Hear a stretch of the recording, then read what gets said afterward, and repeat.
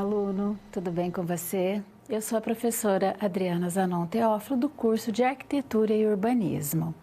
Hoje nós teremos a nossa última teleaula dessa disciplina de instalações hidrossanitárias. Nós então vamos falar sobre a unidade 4. Antes de dar início à nossa teleaula, eu gostaria de deixá-los avisado para que vocês já deixem preparado o login do Kahoot para que a gente possa fazer o jogo ao final da aula. Eu vou passar para vocês o número já, quem quiser ir logando, ele normalmente não cai no sistema, tá? Então, eu só vou colocar aqui o número 253321, ele tem ficado estável até o final da aula. Então, anotem o número, por favor.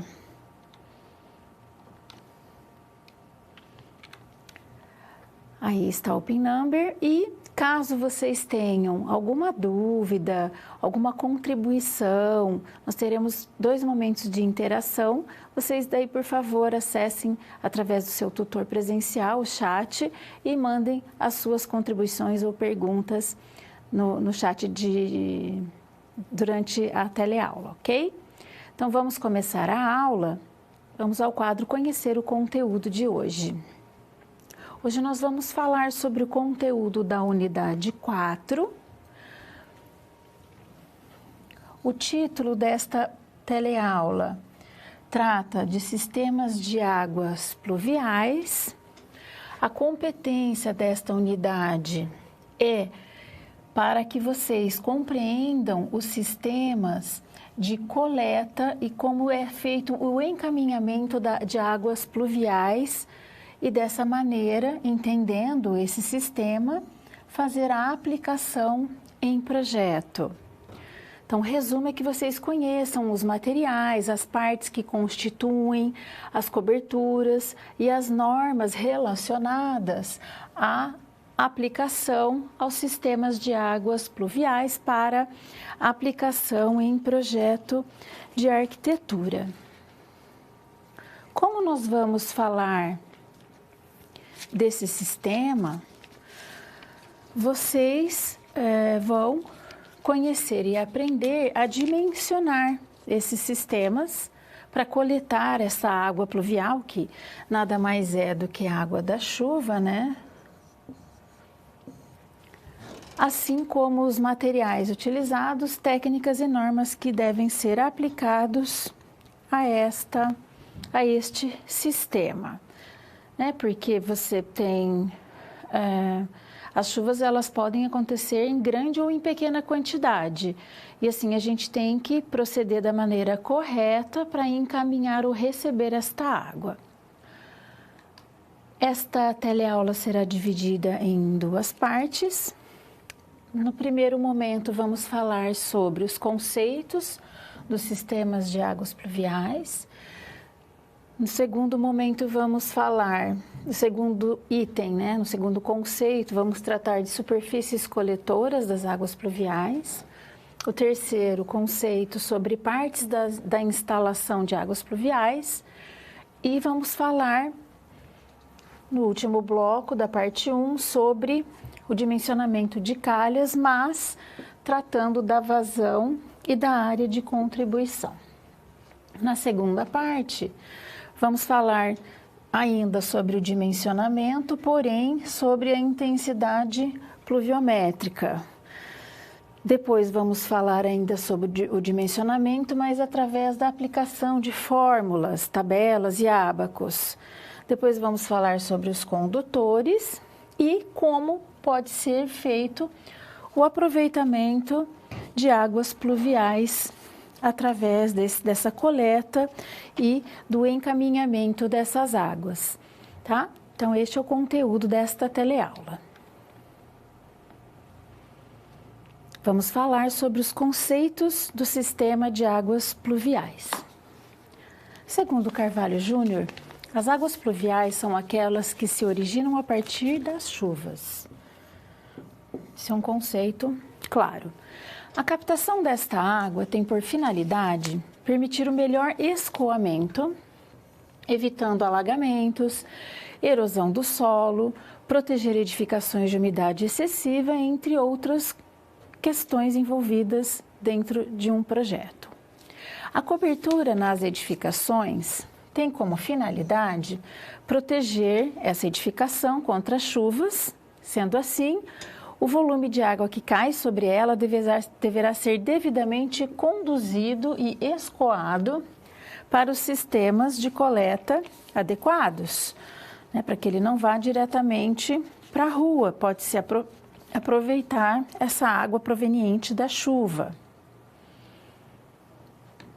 O sistema de águas pluviais e a drenagem dessas águas é constituído pelo conjunto de calhas, condutores, grelhas, caixas de areia, caixas de passagem e alguns outros tubulações, né? Como você faz tubulões, uma série de maneiras de drenar as águas, assim como os outros componentes responsáveis por captar essas águas de chuva e que podem ser aproveitados na lavagem dos pisos, para aguar o jardim ou conduzir para destino adequado na edificação, que no caso para descarga, né? Dentro da edificação pode ser aproveitado para lavar louça, lavar roupa, desde que seja uma água limpa. Quando se faz o armazenamento de água da chuva, esta poderá ser reaproveitada para lavagem de pisos, carros, irrigação de jardim, descarga de bacias sanitárias ou os exemplos que eu acabei de dar agora há pouco. As instalações de águas pluviais devem se destinar única e exclusivamente para este fim, e não é permitido fazer a interligação dessas águas provenientes da chuva com outras partes de instalações hidrossanitárias. Então, você não pode deixar que essa água vá junto com qualquer outra tubulação na sua edificação. Ou ainda permitir que as águas provenientes do sistema, do sistema de águas pluviais sejam despejadas no sistema de esgoto, porque vai sobrecarregar, né, o sistema de esgoto e vai transbordar, e isso vai ser um caos. Então, essa tubulação tem que ser separada. A NBR 10844 é a norma que traz orientações para os projetos de instalação de drenagem de águas pluviais. E ela é composta das seguintes diretrizes.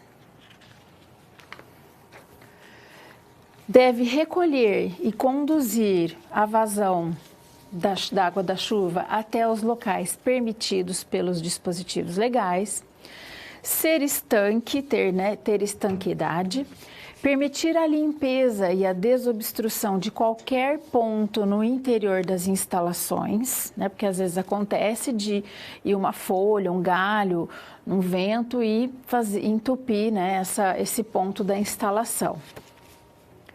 Absorver os esforços provocados pelas variações térmicas e apresentar resistência contra intempéries, choques mecânicos e pressões, ou seja, precisa estar bem instalado para suportar o tempo, a exposição. Não provocar ruídos excessivos, então tem que dimensionar corretamente essa tubulação para poder captar esta água. Possuir resistência e durabilidade, porque dependendo do tipo e da quantidade dessa chuva, né, ela pode danificar essa peça que está coletando esta água. As superfícies horizontais de lajes devem ter uma declividade mínima de 0,5% para que essa água que está caindo naquele espaço quase plano chegue até o ponto de drenagem previsto.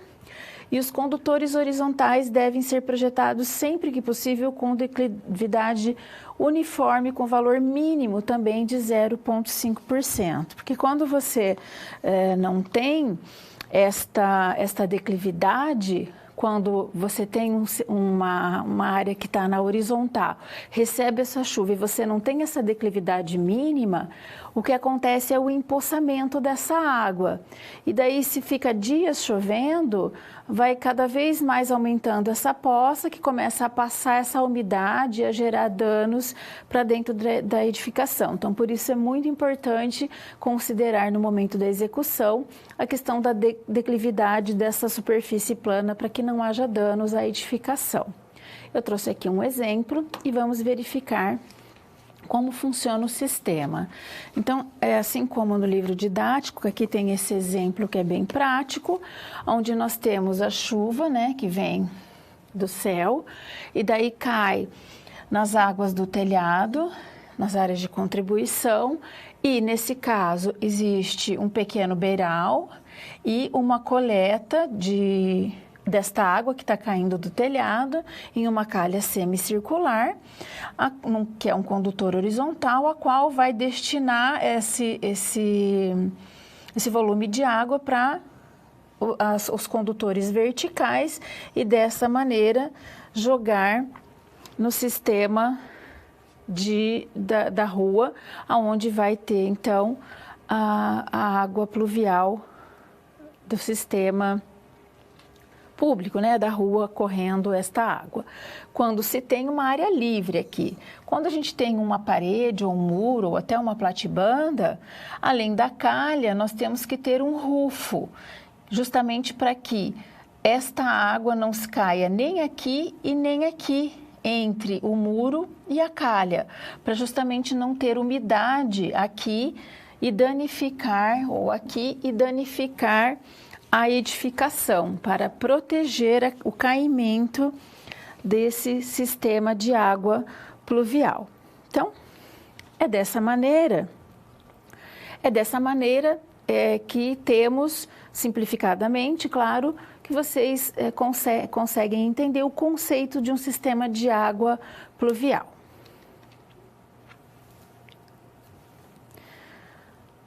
Agora vamos falar sobre as superfícies coletoras de águas pluviais. As superfícies são constituídas por telhados, podem ser paredes também, mas na maioria das vezes por coberturas, pisos externos, terraços ou similares que vão receber, interceptar esta água da chuva, que não vão cair diretamente no terreno, né? Porque ali existe uma construção. Quando não existe nenhuma construção, elas vão cair diretamente no solo. E dessa maneira, nós vamos falar das coberturas, que nelas existem as águas do telhado, né, ou água furtada, cumeira, beiral, platibanda, que são as partes que constituem essas coberturas, esses telhados, e as partes que mais recebem e coletam as águas da chuva em uma edificação. Então, vamos conhecer as coberturas. A cobertura, basicamente, tem o objetivo de proteger as áreas construídas, né, as edificações, contra a ação do tempo, sobre chuva, neve, a questão da insolação, para que seja protegido o ambiente, a pessoa, o ambiente construído, né, para a pessoa habitar o espaço. As águas da cobertura são devido aos diferentes telhados que existem, né? Porque essa área do telhado, ela é composta por águas. Mesmo que seja uma laje plana, ela tem que ter uma inclinação. E assim mesmo é considerado uma água de cobertura. Porque dependente da inclinação que ela tenha, se é baixa ou alta, o objetivo é conduzir a água das chuvas para uma mesma direção. E, ao mesmo tempo, esse condutor que está recebendo esta água da chuva vai ser captada e vai ser direcionada para outra calha, ou por grelhas, ou para uma área que tem pedras para drenar esse volume de água, ou para uma cisterna, né? Então, tem o objetivo de fazer essa condução. A água furtada é um modelo, né, de telhado, onde se tem esse encontro entre duas águas e por onde, logicamente, a água da chuva vai correr. Então, nesse tipo de telhado, tem que ter a preocupação de colocar esse condutor para que esta água da chuva seja absorvida ou conduzida de maneira correta. No exemplo, neste caso, ele até não tem uma calha, ele deve estar caindo diretamente na grama ou em uma grelha para poder fazer essa drenagem. A cumieira, que é a parte de cima do seu telhado, que é onde ela forma a capa, né, a parte mais alta do telhado, que é ali o primeiro contato da chuva. Então, ela bate primeiro na cumieira e desliza, quando está nessa região, claro, né? Mas aí, se ela cai das diversas maneiras, as inclinações dos telhados são importantes por essa condição, porque é ela que vai determinar o caminho desta água. O beiral, por sua vez, é um prolongamento do telhado, que pode ser tanto com telhado convencional, como desta imagem, ou com platibandas. Só o modelo é diferente, porque os telhados vão estar embutidos e as calhas também. Ele é o prolongamento e ele protege tanto as paredes externas, quanto as esquadrias, portas, janelas, né, e afastam essa coleta de água, essa captação próxima à parede externa da edificação. E daí você pode coletar de diversas maneiras, né? Pode simplesmente deixar cair, conduzir em um único ponto. Tem exemplos daquelas correntes que eles colocam para conduzir água numa área de brita ou de jardim, ou colocar calhas mesmo, e de um determinado jeito que você consiga embutir isso dentro de uma coluna e jogar isso para uma cisterna. Então, tem diversas maneiras de resolver essa questão da coleta e destinação. A platibanda é uma pequena parede feita para esconder os telhados, que é chamada de cobertura embutida, que está muito comum esse tipo de edificação hoje em dia, tanto para a área residencial quanto para a área comercial, institucional. E quando se tem um telhado desse modelo, deve-se embutir também as calhas para que seja conduzida essa água. Então, vocês podem perceber que elas têm a cumieira do mesmo jeito, tem a água com a sua inclinação, aqui tem o rufo protegendo essa parede para que não haja infiltração, e essa calha deve ser dimensionada de acordo com o tamanho de cada uma das águas do telhado. Então, aqui tem um exemplo em corte, você tem a laje, a cobertura, a calha, aqui o rufo protegendo e a platibanda para esconder o telhado e deixá-lo embutido. Então, esses são os tipos de superfícies coletoras de águas pluviais. Então, vocês podem ver que existem vários modelos, vários sistemas e várias maneiras de você coletar superfícies que recebem essa água da chuva. De uma maneira ou de outra, elas vão escoar ou direcionar esta água para um local em que ela deve ser destinada, né? Se não tem a inclinação correta, ela vai ficar empoçada e vai causar dano à edificação. Então, por esse motivo, no momento de fazer um projeto, você precisa se preocupar com essas declividades, tanto das áreas quanto dos condutores, que têm que ter essa declividade para poder conduzir corretamente estas águas. Vamos falar agora sobre as partes que compõem a instalação de águas pluviais. Segundo o autor Carvalho Júnior, calhas e rufos têm grande importância nas edificações. As calhas têm por objetivo coletar as águas da chuva que caem sobre o telhado e encaminhá-las aos condutores verticais, enquanto os rufos servem para proteger paredes expostas ou evitar infiltrações nas juntas entre telhado e paredes, que foi o que eu expliquei já naquela outra imagem. Calhas, portanto, são canais que recebem a água de telhados e coberturas, né? Então, aqui estão calhas, né? E rufos são elementos embutidos na argamassa de paredes para conduzir as águas às calhas, evitando infiltrações. Então, aqui eu tenho os rufos acontecendo, que eles também vão destinar esta água à calha, né? Então, aqui, ó, atrás dessa estrutura também tem um rufo que está direcionando para a calha.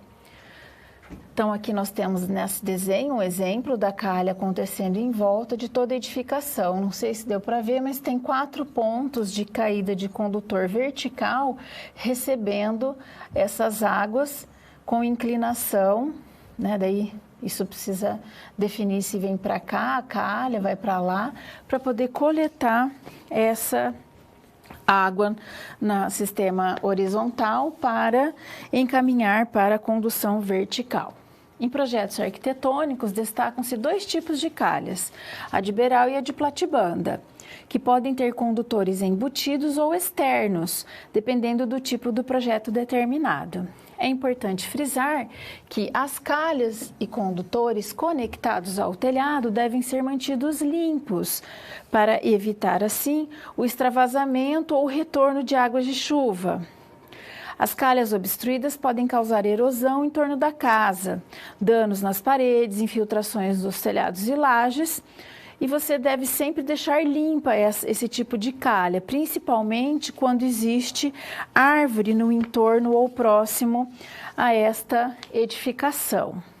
O material mais utilizado hoje em dia para se produzir instalação de calha é o PVC rígido, pois tem sua superfície lisa, é fácil de limpar, de escoar a água e é barato para se dar a manutenção, além de ter medidas já pré-fabricadas no mercado à pronta entrega. Então, é fácil substituir uma peça ou um pedaço daquela calha.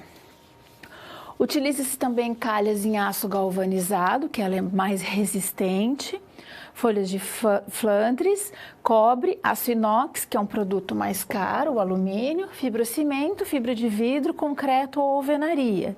Então, depende da característica, do estilo, né, da fachada que você tem nessa edificação, você pode escolher e especificar um tipo de calha que se adeque ao seu objetivo de produto final deste edifício, desta moradia. Então, como diz aqui mesmo, a escolha está diretamente relacionada ao resultado estético de cada tipo de obra. Em cidades litorâneas, por exemplo, as calhas metálicas não devem ser aplicadas, porque elas sofrem corrosão e, por esse motivo, elas devem ser, logicamente, evitadas. Tem-se ainda outras partes de instalações, como as saídas, que são os orifícios nas calhas, coberturas, terraços similares para onde converge a água coletada, porque lembra, né, eles têm que ter uma porcentagem mínima de inclinação para destinar a condução desta água, para ela não ficar parada e empoçada. Os ralos, que são as caixas adotadas de grelhas planas ou hemisféricas para onde converge a água coletada, em pisos externos ou lajes de cobertura, ou quando você tem lá na garagem de um edifício, né? Então, o subsolo normalmente está no nível abaixo. Então, geralmente se tem grelhas aqui e aqui, para que essa água, quando tem um grande volume, não atrapalhe e o carro não derrape no momento de descer ou subir esta rampa. Temos condutores, que são tubulações verticais horizontais que recolhem a água da saída e dos ralos e a conduzem ao ponto de descarga. Temos também os modelos de calhas mais utilizadas e que tem no mercado para compra, que são as retangulares, em U, V, circular e semicircular. As mais utilizadas são esses 2 modelos, semicircular e retangular. E existe dessas diversas formas justamente para facilitar a adequação, para que atenda a inserção do projeto que você pretende dar a estética adequada. Você tem as opções de uso ou fazer a pré-fabricação de um modelo exclusivo, também é possível. Com tudo isso, temos a condição da NBR 10844, que define a melhor posição dessa calha, se ela fica no centro, na extremidade da cobertura, ou mais próximo dela, ou mais próximo da saída para escoamento dessa água do terreno. Mas você pode adotar a melhor solução, desde que sejam instalados adequadamente para que o objetivo de coleta, destino desta água seja conduzido corretamente. E se as instalações estão definidas, dimensionadas corretamente, certamente você não vai ter nenhum problema de infiltração, ou mofo, ou trinca nessa edificação. Então, aqui um exemplo da água furtada com o modelo da calha diferenciado. Então, basicamente, estas são as partes que compõem o sistema de água pluvial. Chegamos agora no momento do dimensionamento de calhas. Mas nós vamos falar sobre a vazão e a área de contribuição para essas calhas. Para um projeto de águas pluviais, as calhas deverão ser dimensionadas corretamente, a fim de evitar que sejam subdimensionadas. Ou seja, você tem que ter uma calha suficientemente do tamanho correto para receber essa água e fazer destino para que ela não transborde, porque se ela transbordar também vai causar problema à sua edificação, causando grandes transtornos no caso de um grande volume de chuvas, que pode ocasionar transbordamento e infiltração e trazendo riscos à edificação. Porque uma vez transbordando, 2, 3, isso sempre acontecendo, os danos vão se agravando. O dimensionamento das calhas é feito por meio de cálculo de vazão, da intensidade e da área de contribuição dos telhados, porque eles são os elementos que você deve levar em conta no momento desse cálculo. Para o autor KNAPIC, deve-se levar em conta tais condições: a vazão do projeto, a área de contribuição e a intensidade pluviométrica, que depende de cada cidade ou região em que está se calculando esse dimensionamento. Para se calcular a vazão, utiliza-se o método racional através desta fórmula, aonde o Q significa a vazão, que é o litros por minuto, que deve fazer a vazão desta água da chuva. O C é o coeficiente do escoamento superficial, onde normalmente sugere-se o uso de 1. O I é a intensidade da chuva em milímetros por hora.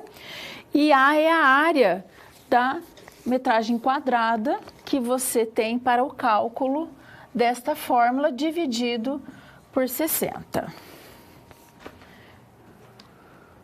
Considerando a área de contribuição, que é onde a NBR apresenta esses critérios para determinar essa área, você precisa primeiro saber como que se constitui esse telhado.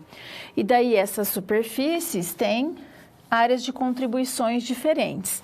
Nesse caso dessa figura, nós temos área de contribuição aqui, área de contribuição aqui, dependendo do ângulo e da quantidade da chuva, e as áreas de contribuição também nas paredes, né? Porque vocês se lembram que as paredes também são consideradas, mas a maior parte é sempre do telhado.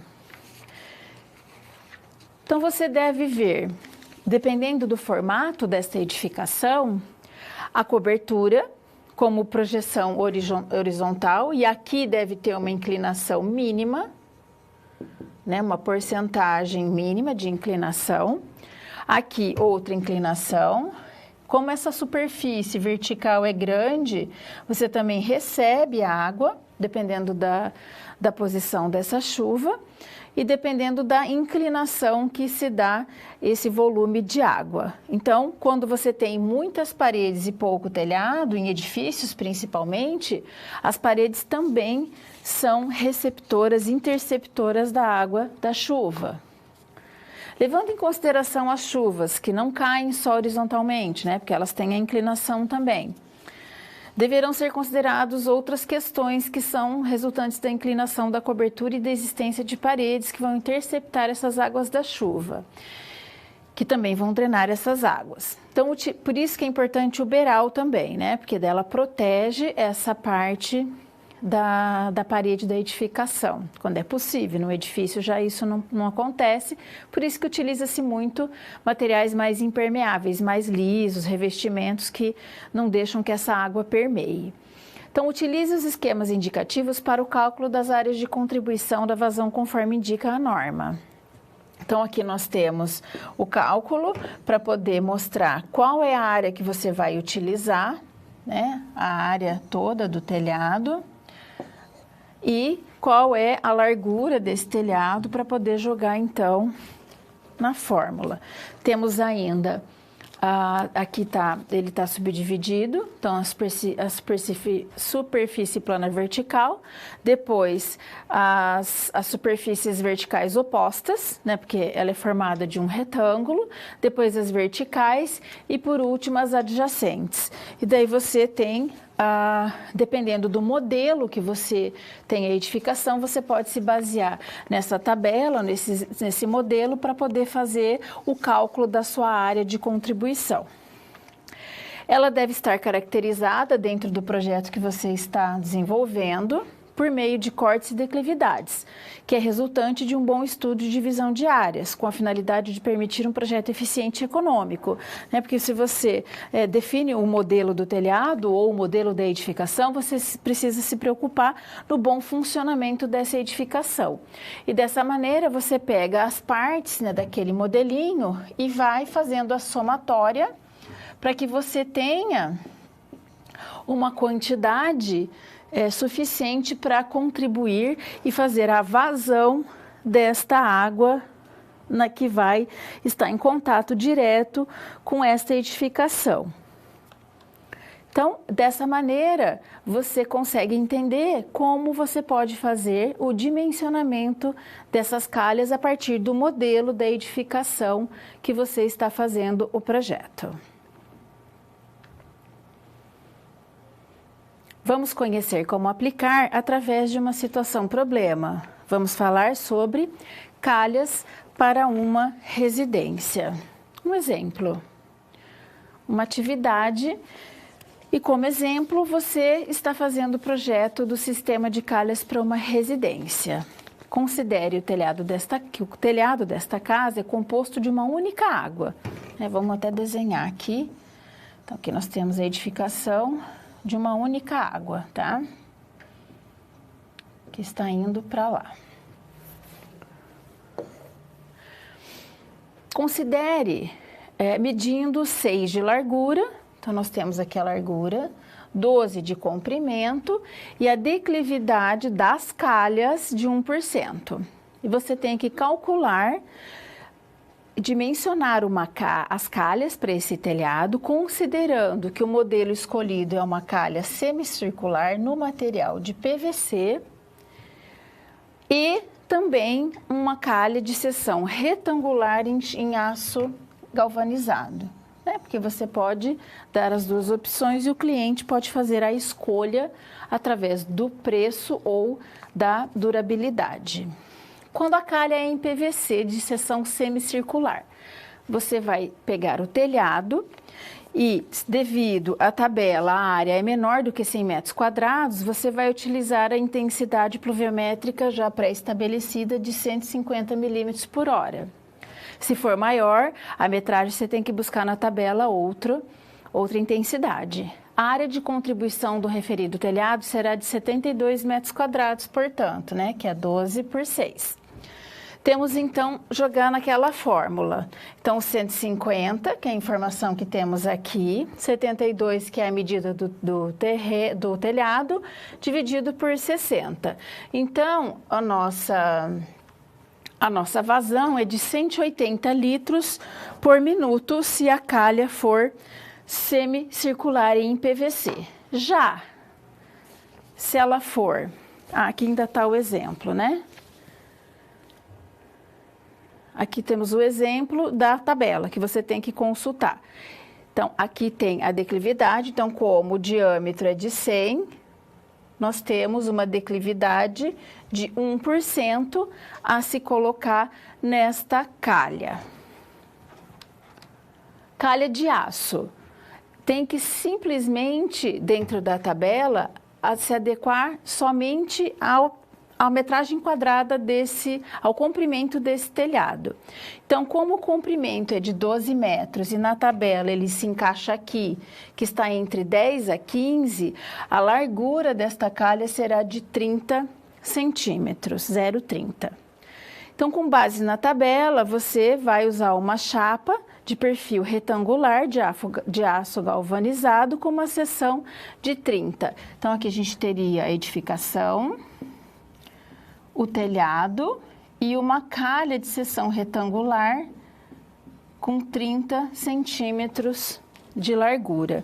Para coletar para esta área de telhado, esta quantidade, a quantidade de água devido à metragem do telhado. Então, esta foi a solução da nossa primeira parte da aula. Vamos agora ao momento de interação.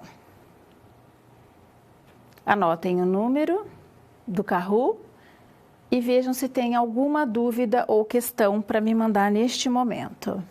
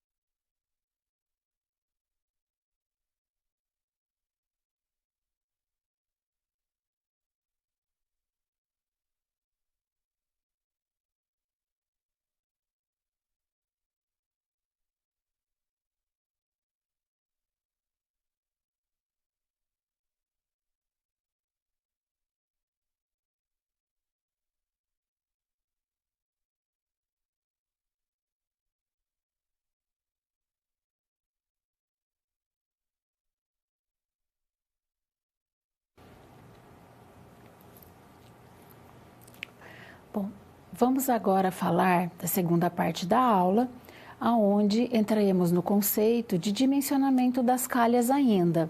Mas agora nós vamos falar sobre a intensidade pluviométrica.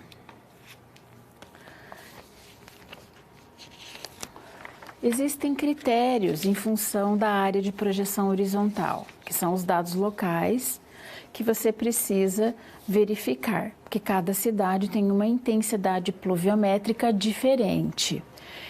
Inclusive, o tempo de duração dessas chuvas e o período de retorno dessas chuvas. Segundo o autor Knappich, a intensidade pluviométrica é medida em milímetros por hora da quantidade de chuva que cai em um determinado local em um espaço de tempo, que são elementos detectados pelo sistema de hidrologia.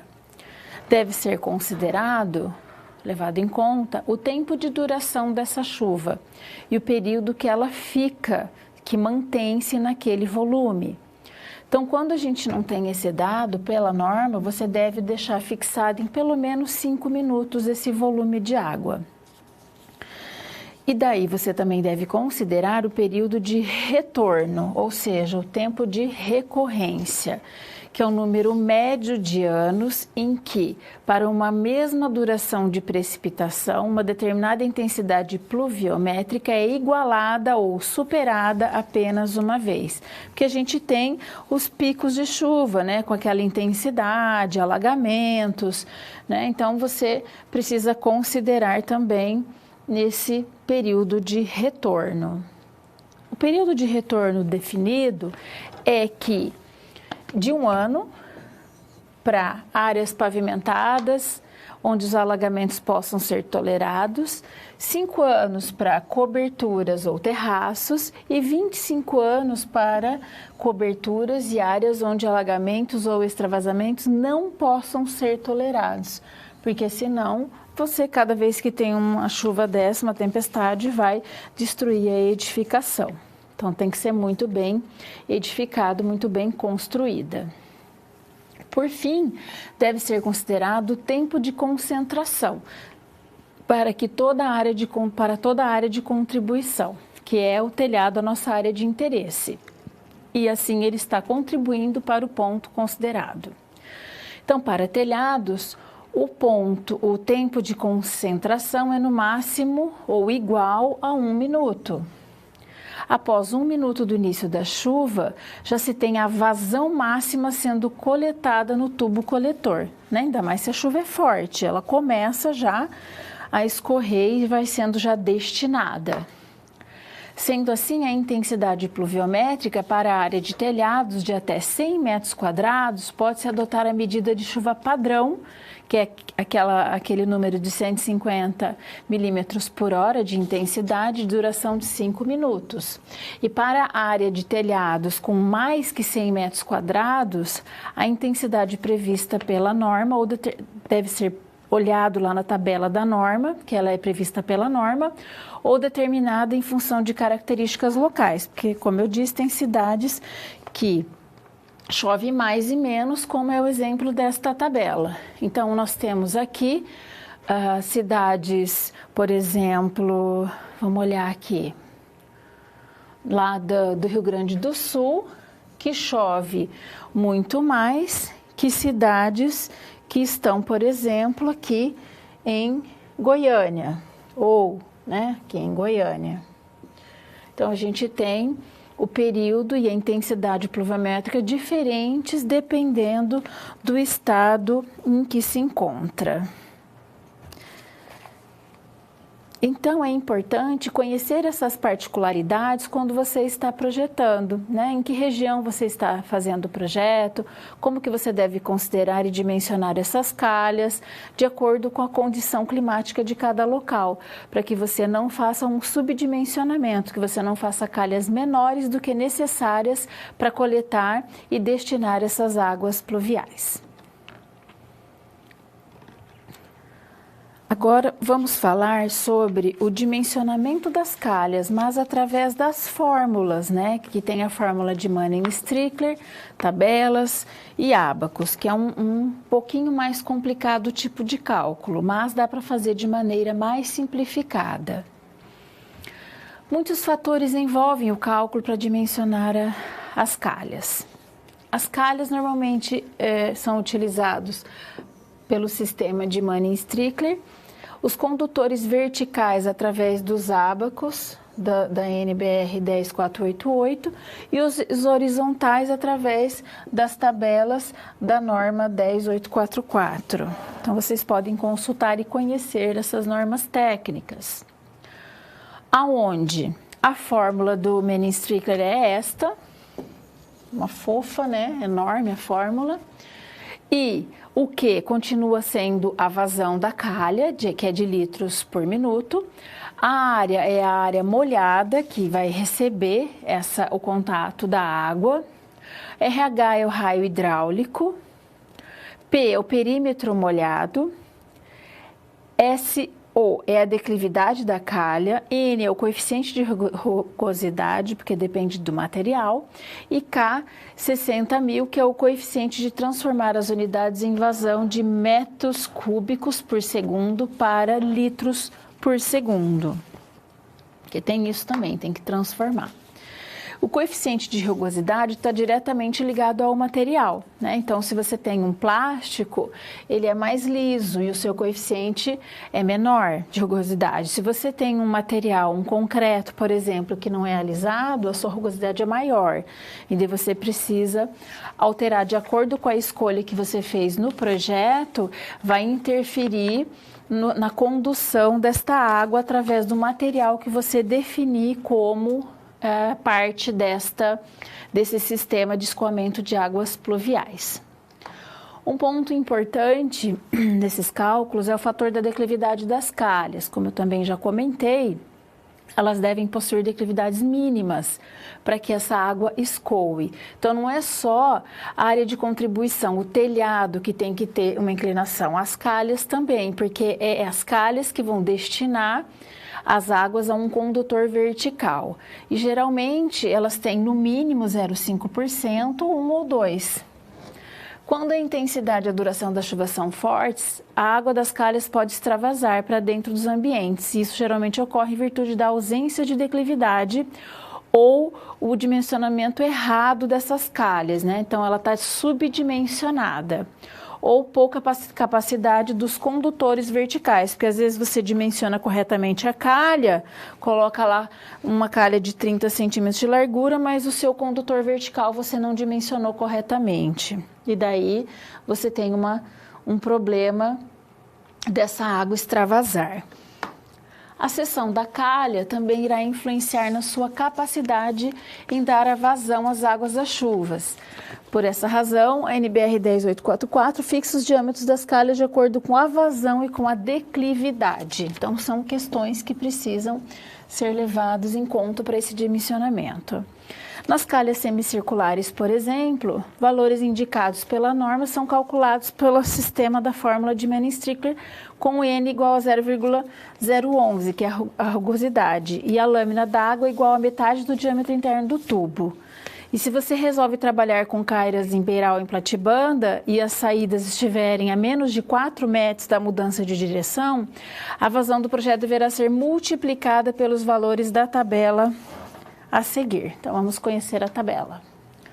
Então, se você tem aqui, pelo corte da calha, o diâmetro interno, você precisa verificar, dependendo do diâmetro do cálculo que deu do tipo de calha, você terá que definir qual é a declividade, através do diâmetro já escolhido, a declividade ideal a partir da calha e do modelo de calha escolhido. No caso, a semicircular, que normalmente, uma construção de tamanho médio, utiliza-se com diâmetro de 100 milímetros, e daí você tem, quando você tem uma declividade de 0,5%, você tem uma capacidade de 130 litros por minuto. Se você aumenta a declividade de 183, aumenta mais ainda, essa água escoa mais rapidamente. Calhas retangulares, que normalmente são fabricadas em chapa de aço galvanizado, não tem a dispensa do uso de fórmulas, porque ela é mais simples de ser calculada. Você precisa apenas aplicar o conceito da função do comprimento do telhado, e quando você tem, por exemplo, a contribuição de 2 telhados na mesma calha, você tem que somar o comprimento de ambos. Então, se você tem um telhado lá de 18 metros, vai se encaixar aqui esse exemplo, e a largura da sua calha vai ser de 0,40. Se você tem 6 de um lado e 6 do outro, e tem aqui caindo numa calha coletando uma água furtada, você tem 6 de comprimento aqui e 6 aqui, você vai ter 12 no total, porque ela vai receber das mesmas. Então, essa calha aí do meio terá 30 centímetros, 0,30 metros. Fica fácil de entender dessa maneira. Então, quando a gente tem as calhas retangulares, o cálculo é bem mais simplificado quando a gente tem calhas semicirculares, onde você precisa calcular e precisa pesquisar os valores em outras tabelas e ábacos para fazer o cálculo conforme a norma exige para o dimensionamento das mesmas. Vamos falar sobre os condutores. Os condutores são tubulações que recolhem a água das saídas e dos ralos e conduzem para o ponto de descarga. Eles podem ser verticais ou horizontais. Os verticais vão recolher as águas captadas pelas calhas da cobertura e vão levar até a parte inferior da edificação, despejando sobre o terreno ou escoando até as redes coletoras, ou ainda numa cisterna, que podem estar... As redes coletoras podem estar situadas no terreno ou no teto do subsolo, sob pilotis. Por meio de braçadeiras, no caso dos edifícios, pode estar no pavimento, no subsolo do pavimento. Devem ser projetados em uma só prumada, né? Porque quanto mais curva você tem, mais você dificulta a caída, a descida desta água. Então, de preferência que ela tenha um diâmetro dimensionado corretamente e que caia diretamente. Se possível, sem curvas, sem desvio. Mas se houver, você pode usar joelhos de 90, mas com raio longo, né? Não aqueles que são bem 90, bem fechadinho, ou cotovelos de 45 e ainda, de preferência, prever algumas aberturas ou encaixes para que você consiga fazer a inspeção ou manutenção, troca de peça ou desentupimento deste local. Onde se tem muita árvore, as folhas caem e tem essa condição de entupir esses condutores. Então, é importante que você use lá nessa entrada do condutor vertical, você use telas, ou pode ser até na calha toda do beiral. Você pode colocar telas para evitar a entrada de folhas e galhos e você também tem a facilitação da limpeza dessas calhas ou desses condutores. Então, aqui nós temos um exemplo. Então, quando você tem folhas e galhos que caem nessa calha, fica tudo empoçado, porque entupiu a sua descida vertical, né? Travou tudo, está tudo entupido. Você terá um problema maior para resolver, porque você vai ter que, ou às vezes, quebrar a parede onde está embutido esse condutor vertical, ou trocar a peça inteira e fazer essa limpeza. Então, faça a limpeza periódica se você não tem tela e possui árvores próximas. Mesmo se não possui, o vento sempre acaba levando objetos ou pedaços de galhos ou de folhas que podem se alojar aí nesta calha. Temos um exemplo aqui, onde aqui um telhado com platibanda. Então, esta é a platibanda, que é um muro um pedaço da parede que protege, né, esse telhado, e dessa maneira você tem uma calha embutida, nesse caso é uma retangular, com um rufo aqui protegendo para que essa água não entre esses dois objetos, e dessa maneira você tem uma condução aqui de um joelho, né, dois na verdade, um aqui e outro aqui, para ter a condução vertical desta água pluvial.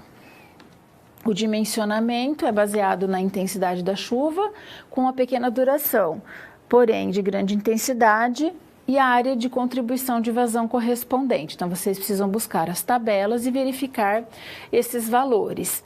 E daí vai até a norma, que é onde tem os ábacos de cálculo, para verificar a questão do diâmetro interno mínimo, que sempre deve ser 70, nunca menor que isso, para os condutores de seção circular, porque menor que isso ele não suporta a vazão da água. É uma experiência já, e a norma já colocou isso como regra. Esse dimensionamento deverá levar em consideração alguns dados, onde a vazão do projeto em litros, a altura da lâmina da água da calha e o comprimento do condutor vertical em metros. Para cálculo mais simples, de pré-dimensionamento, que relaciona a área do telhado com a seção do condutor, se dá pela relação entre o diâmetro dos condutores, vazão e área do telhado em metros quadrados, considerando o valor de 150 milímetros por hora de chuva. Então, quando se tem diâmetros de 50, 65, 100, 125, 150 e 200, né, diâmetro da tubulação, você tem, quanto maior o diâmetro, mais vazão de água você tem. E quanto maior a área do telhado, consecutivamente, mais água deve se coletar e maior deve ser o diâmetro para receber a grande vazão que ali está caindo no telhado. Então, a partir da tabela, você pode aplicar a fórmula aonde o número de condutores que você tem que colocar para determinado telhado está na área da contribuição, dividido pela área que vai escoar no condutor. Os condutores horizontais vão recolher as águas dos condutores verticais ou da superfície do terreno e vão conduzir até os locais permitidos. E quando a tubulação está localizada de forma que não está sujeita a choque, é utilizado o PVC ou ferro fundido. Em caso de tubulações expostas sujeitas a choques, deve-se utilizar um material mais forte, mais denso. Quando é aparente ou enterrada, a NBR 10844 recomenda a instalação de caixas de inspeção, sempre que houver conexões com outras tubulações, mudança de declividade, mudança de direção ou a cada 20 metros em trechos retilíneos. Porque se a distância for maior que essa para se conduzir esta água, você pode ter problemas ou acúmulos nessa tubulação. Então, você pode usar o exemplo, né, para que você verifique. Então, você tem aí o escoamento da água do telhado e tem as caixas que vai descer dali, vai chegar à tubulação e vai ter a caixa até a condução externa desta água pluvial. O dimensionamento deve ser baseado na tabela a seguir, que nos fornece a indicação da capacidade dos condutores horizontais com seção circular, para vazões em litro por minuto em função da declividade, do diâmetro e da rugosidade. Então, aqui a gente tem um exemplo do tipo do material, devido à rugosidade, e aqui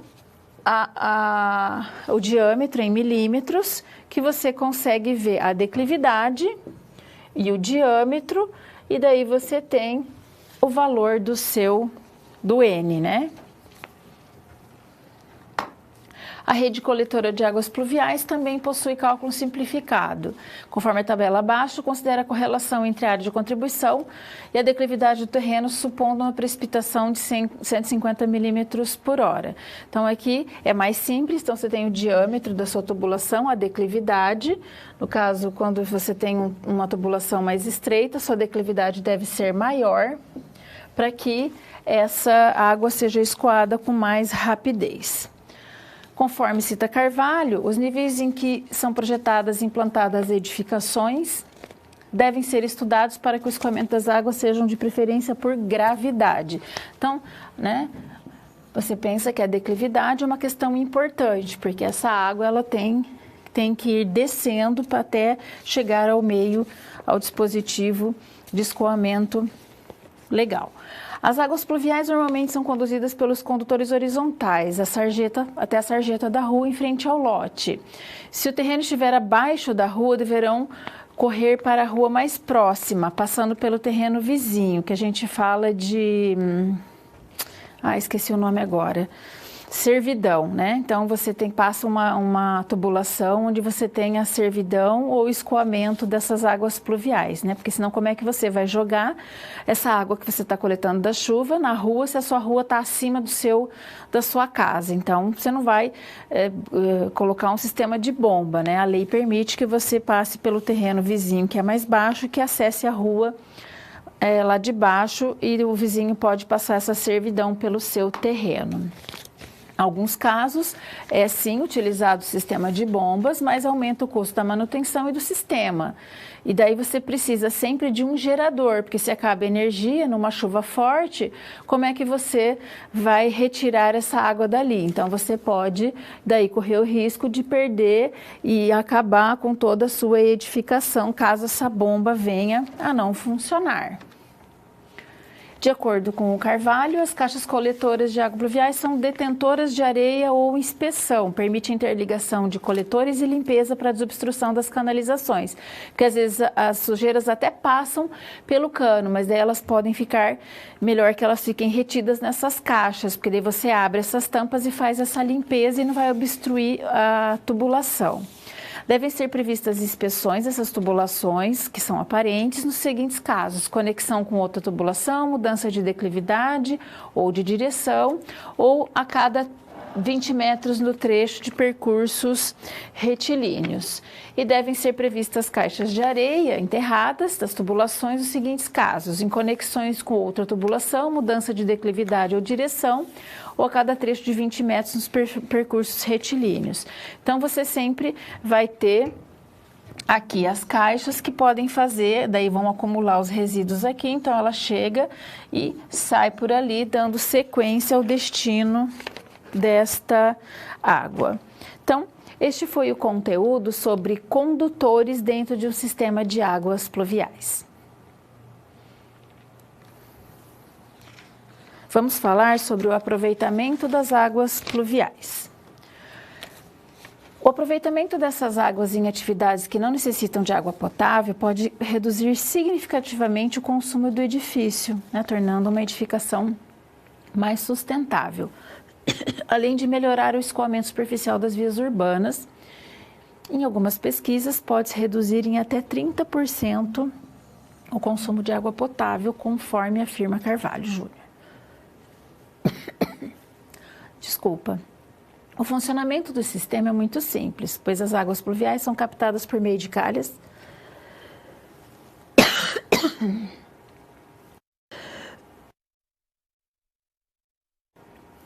passam por um filtro que se separa as impurezas da água da chuva e seguem para a cisterna ou reservatório subterrâneo.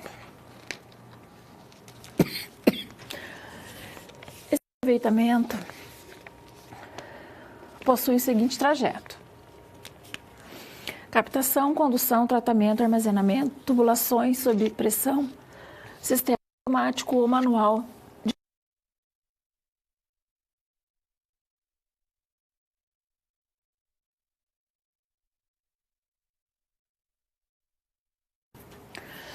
A utilização indicada para uso em descargas de bacias sanitárias e mictórios, limpeza de pisos e paredes, jardins, lavagem de veículos, equipamentos e água de reserva para combate a incêndio. Porque é uma água mais pura e você pode reaproveitar nesses conteúdos. Essa água que está armazenada, ela vai apresentar uma característica de água limpa, mas muitas vezes não é real. Em algumas regiões, a água da chuva pode ter impurezas que são absorvidas através da poluição atmosférica, não sendo recomendado, então, para ingestão humana. Por isso que você deve reaproveitar só em questões que você não vai ter o consumo. Aqui tem um modelo onde você tem a caixa d'água convencional e a caixa d'água que você vai captar essa água da chuva e reaproveitar em outros sistemas. Então, a gente tem a água da chuva em laranja, temos a água da rua, que vem pelo encanamento, abastecimento de água fria, e a água que passou por um processo de filtro, armazenou, bombeou e jogou por lá, e por gravidade ela vai abastecer os pontos que não são de consumo, e sim para limpeza e higiene. Aqui mais um exemplo, onde vocês podem observar o mesmo esquema de funcionamento. O dimensionamento do reservatório de armazenamento se dá primeiramente pelo consumo de água da edificação, pois não haverá chuva contínua e por esse motivo você tem que armazenar uma quantidade suficiente para as atividades rotineiras, né? Porque pode faltar água. Então você pode fazer essa captação direta, onde você já coleta e destina ao armazenamento, mas você precisa ter a outra caixa d'água também, tá? Que vem do sistema de água fria. Mas você pode coletar e jogar direto já para dentro do telhado, você pode coletar externamente em encanar ou pode colocar não na laje, você pode colocar lá embaixo para receber no solo essas águas. Então você tem sistemas diferentes para fazer a captação. E para você fazer essa instalação, você precisa conhecer os valores médios mensais e intensidades de chuva daquele local nos últimos anos, para estimar a média, verificar a demanda em função das atividades que vão ser desenvolvidas desta água, porque é diferente uma casa, uma lavanderia, um hotel, então você precisa verificar o uso, a quantidade, qual é a área da contribuição, conforme a norma, e o coeficiente de escoamento, que é o Runoff, em função do material da área de contribuição. E daí você vai calcular de diversos modelos e maneiras, você pode aplicar esse sistema de coleta. E você pode verificar a norma 15527 sobre o aproveitamento de coberturas em áreas urbanas a fins não potáveis, os requisitos que são necessários para que você possa fazer o reaproveitamento dessas águas pluviais na sua edificação e assim fazer uma grande economia de água potável, o sistema público, né, de fornecimento, para que você tenha uma economia mensal e torne a sua casa mais eficiente e com muito mais economia, tendo um pouco de sustentabilidade no seu projeto. Vamos falar sobre o dimensionamento dos condutores. Um exemplo, você está fazendo o dimensionamento para os condutores verticais de uma residência e o telhado tem uma área de contribuição de 150 metros quadrados, né? 15 por 10.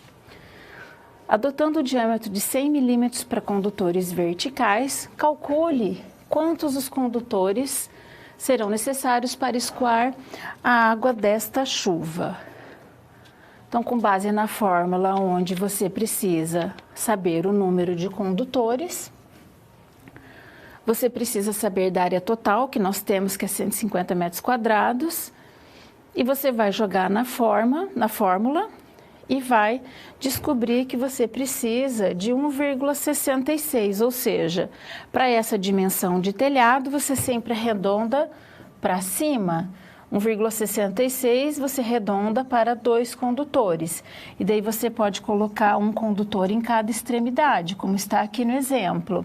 Porém, você precisa definir se a sua água tem, além desse caimento que vai até a calha, se você vai ter 0,5%, 1 ou 2% da água indo para aquela tubulação, ou se a sua calha ao centro vai ter uma divisão onde vai vir para cá e para cá, para você distribuir a coleta justa, né, igualitária para esses dois pontos de escoamento. Então, a sua calha, ela também nunca vai ser plana. Ela também precisa de uma declividade mínima para conduzir esta água até esses condutores. Então, você não precisa conhecer simplesmente a área do telhado e dimensionar a calha. Você precisa saber quantos condutores verticais vão receber esta água que está vindo do telhado, das calhas e, por consequência, precisa ter a descida vertical. Então, quantos são relacionados ao seu tipo de obra, ao seu tipo de telhado e metragem quadrada. Então, este foi o conteúdo sobre os condutores. Chegou o momento de fazermos o Kahoot. Então, vamos acessar e vamos jogar.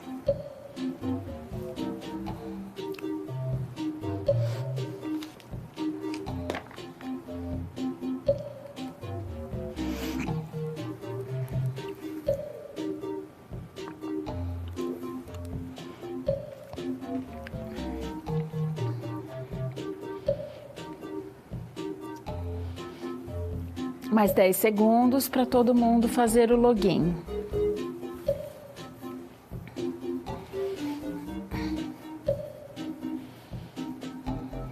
5, 4, 3, 2, 1. Vamos começar.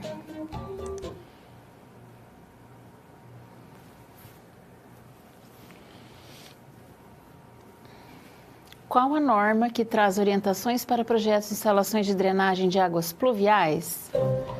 10844, 5626, 9575 ou 7198?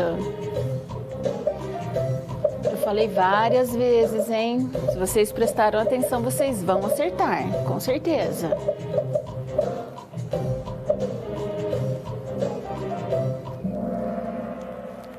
Muita gente errou, hein? Ó.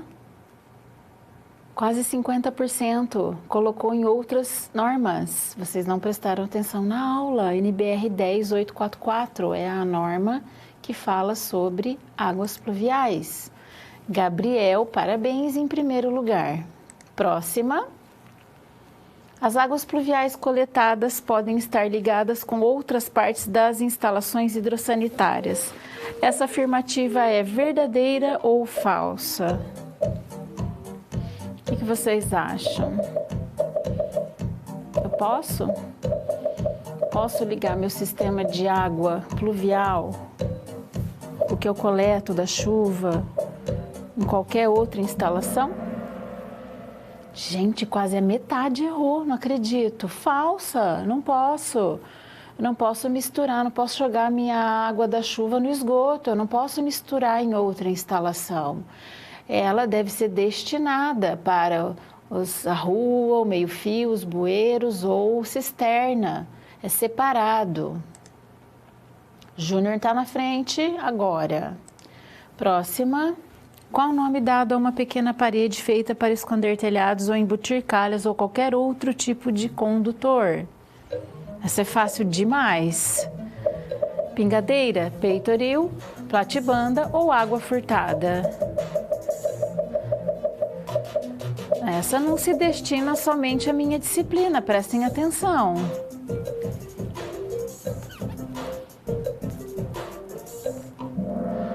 Ah, ufa! Agora eu fiquei aliviada. Platibanda, parabéns, a grande maioria acertou. Júnior está na frente arrebentando. Parabéns, Júnior. Próxima. São elementos embutidos na argamassa de paredes para conduzir a água às calhas, evitando infiltrações. Trata-se de calhas verticais, horizontais, grelhas ou rufos. Esta tá fácil também, hein?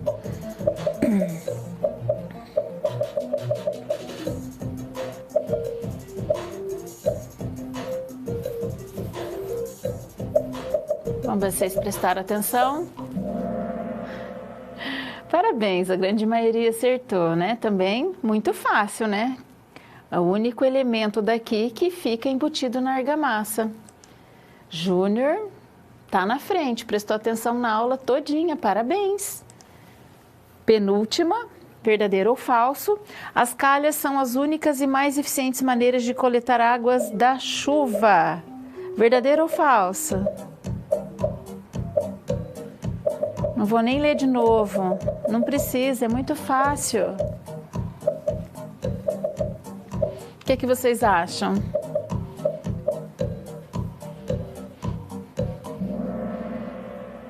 Não acredito que a maioria falou que é verdade.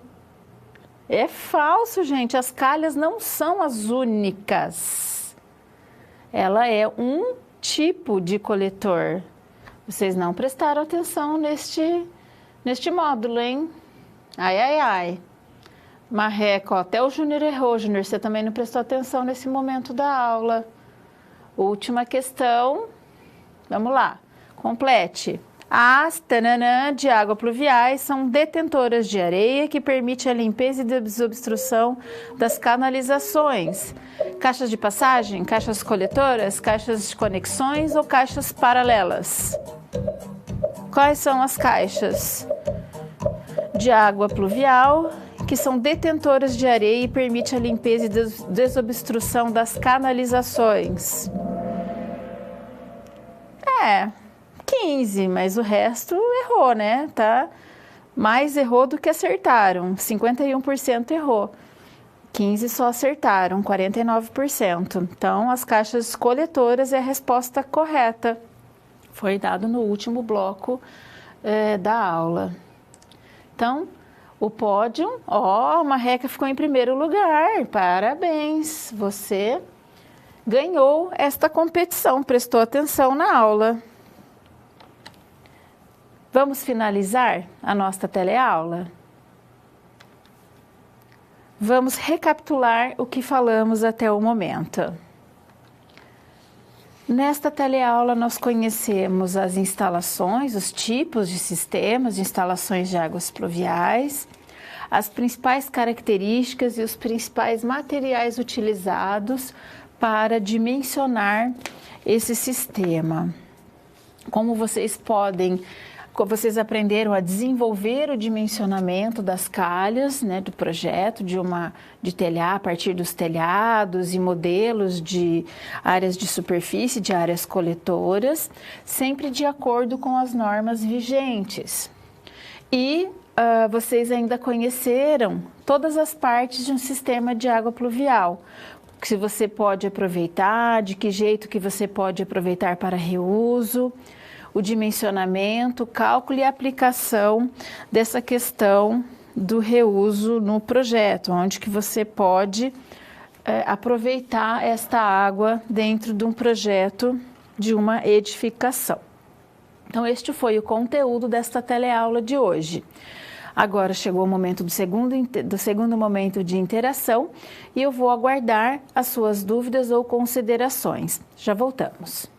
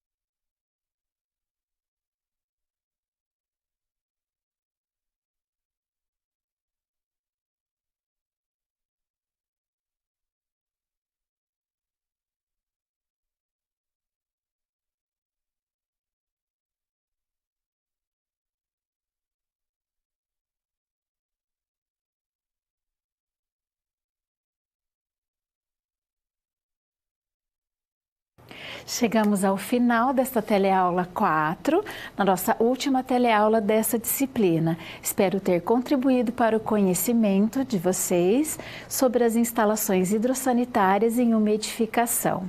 Até a próxima!